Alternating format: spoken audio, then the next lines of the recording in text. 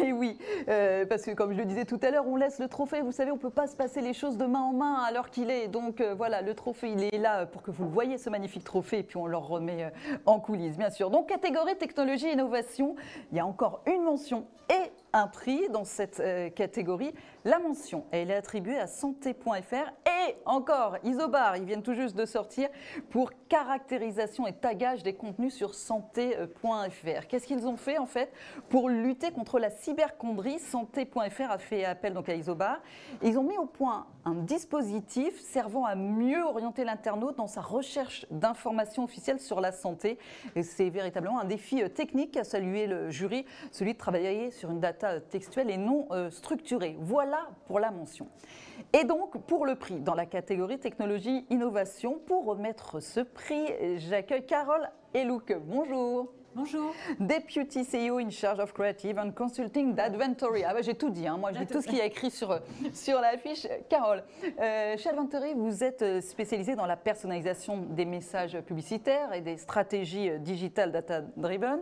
Cela fait 3 ans hein, que vous faites partie du jury maintenant. Depuis le début. Donc, depuis le début, voilà. Depuis le début. Depuis le début de l'histoire, vous êtes là. Et du coup, ça vous a permis de voir qu'il y avait vraiment une nouvelle tendance qui était arrivée cette année. Alors, en fait, on a beaucoup observé de tendances les années passées et cette année, on a quelque chose de beaucoup plus structurel en fait. C'est-à-dire que le niveau de personnalisation de tous les cas qui ont été proposés répond vraiment à ce qu'on observe sur le marché. En tout cas, nous, ce qu'on fait chez Adventory, on le voit plus profondément puisqu'on ne fait que ça. Et donc, on s'aperçoit maintenant que le besoin des marques à s'adresser de manière structurelle à un niveau personnalisé très granulaire et de plus en plus présent. Donc on le voit beaucoup sur tous les cas qui nous ont été remis à 2 niveaux. Au niveau de la méthode, donc ça c'est le cas qu'on va remettre tout de suite, c'est-à-dire qu'on voit vraiment que la démarche de se dire quelle est la donnée nécessaire, quel scénario je veux adresser à mes internautes ou à mes clients, toute cette méthodologie-là de scénarisation est en place. Et il y a un deuxième niveau qu'on voit, qu'on a vu en tout cas sur tous les cas cette année, c'est un niveau de personnalisation vraiment très varié sur beaucoup de supports, donc du DOH, de la vidéo, du display bien sûr on en a vu, de l'audio, et donc c'est un niveau vraiment d'exécution.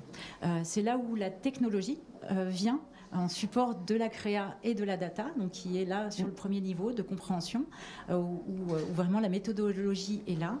Et c'est là où on voit que la technologie vient supporter et lier la créa et la donnée pour pouvoir l'exécuter. Voilà. Ah voilà, grand changement, donc vous nous l'expliquez. Alors, qui, vous le savez déjà, mais qui a remporté le prix dans la catégorie technologie innovation? Alors, le prix a été remporté par Webedia pour son score affinité pour Allociné. Voilà, alors on va expliquer le cas. En fait, pour redynamiser son dispositif de notation de films fortement concurrencé par, vous l'imaginez bien, Google, et fidéliser donc ces millions de visiteurs uniques mensuels, Allociné a mis en place le score d'affinité personnalisé. C'est un dispositif data-driven très créatif et serviciel. C'est ça qui a séduit donc le jury du Grand Prix. Félicitations Marie-Lise Auger, bonjour. Bonjour, merci beaucoup. Directrice des opérations cinéma chez Allociné. Alors ce dispositif a été lancé il y a pratiquement 1 an, hein, c'était en février 2020, pour donner envie aux utilisateurs d'Allociné de voir des contenus en fonction de leur affinité finalement et non plus en fonction du goût des autres. C'est ça si j'ai bien compris. Comment vous avez procédé? Quelle data vous avez utilisée et comment? C'est ça, donc la mission d'Allociné, c'est vraiment de donner envie de voir des films et des séries. Là, on a cherché à le faire de façon plus poussée et plus personnalisée en se fondant sur la note, donc les goûts des utilisateurs qu'on a la chance d'avoir sur Allociné. Donc concrètement, on utilise un algorithme de collaborative filtering qui donc va rapprocher les utilisateurs qui ont des goûts similaires et grâce à ça on va être capable de vous proposer des films et des séries parfaitement en affinité avec vous et ça marche parce que sur Allociné on a la chance d'avoir une data très large. On a 7 millions d'utilisateurs qui ont noté depuis que Allociné existe, donc depuis plus de 20 ans. Et grâce à ça, on a vraiment la chance de ne pas caricaturer les goûts des utilisateurs, et c'est pour ça que ça marche très bien. Ouais, un vrai défi technique, hein, je crois que ça a été compliqué à mettre en place, c'est pas si simple, comme ça a l'air très simple, comme vous le dites, ça a pris à peu près 6 mois, mais les résultats sont là, pari réussi, vous avez généré plus de notes chez vous, et du coup, vous allez lancer sur l'appli ? Et voilà, on va lancer dans quelques mois, ça va arriver sur l'application. Tout à fait. On a multiplié les notes par 2 quasiment du jour au lendemain. Donc c'était vraiment un des objectifs de ce projet. Donc oui, tout à fait. C'était un beau défi technique qui a été réalisé.